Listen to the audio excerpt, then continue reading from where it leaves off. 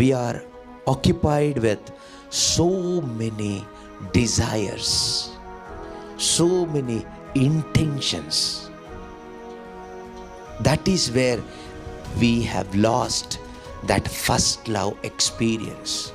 That is where we have lost that spiritual thirst, and we entered into spiritual suffocation, trying to please God by dead works. ಎಲ್ಲಿ ನಾವು ಸೋತೋದ್ವಿ ಅಂದರೆ, ನಮ್ಮ ಒಳಗಡೆ ಯೇಸು ಬೇಕು, ಯೇಸು ಮಾತ್ರ ಬೇಕು ಎಂಬ ಆಸೆಗೆ ಅದನ್ನು ಬಿಟ್ಟು ಅಥವಾ ಅದ್ರ ಜೊತೆಗೆ ಇನ್ನೂ ಏನೇನೋ ಉದ್ದೇಶಗಳು, ಲೌಕಿಕ ಉದ್ದೇಶಗಳು, ಲೌಕಿಕವಾದ ಆಸೆಗಳು, ಇವೆಲ್ಲವನ್ನು ಒಳಗಡೆ ಆ್ಯಡ್ ಮಾಡ್ಕೊಳ್ತಾ ಬಂದ್ವಿ. ಇದರಿಂದ ಏನಾಯಿತು, ಆತ್ಮಿಕವಾಗಿ ಉಸಿರು ಕಟ್ಟುವ ಪರಿಸ್ಥಿತಿಗೆ ಬಂತು. ಮತ್ತು ನಾವು ಯಾಂತ್ರಿಕವಾಗಿ ದೇವರನ್ನು ಮೆಚ್ಚಿಸಲಿಕ್ಕೆ ತೊಡಗಿದ್ವಿ. ಆತ್ಮಿಕವಾಗಿ ನೀನು ಸಫಿಕೇಟೆಡ್ ಆಗಿದೆಯಾ? You need to repent. ಮಾನಸಾಂತರ ಪಡು. I am waiting for you. ನಾನು ನಿನಗಾಗಿ ಕಾಯ್ತಾ ಇದ್ದೇನೆ.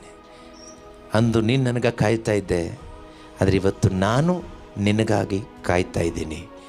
ಆದರೆ ಒಂದು ತಿಳ್ಕೊ, ನಾನು ನಿನಗಾಗಿ ಯಾವತ್ತೂ ಕಾಯ್ತಾ ಇರ್ತೇನೆ.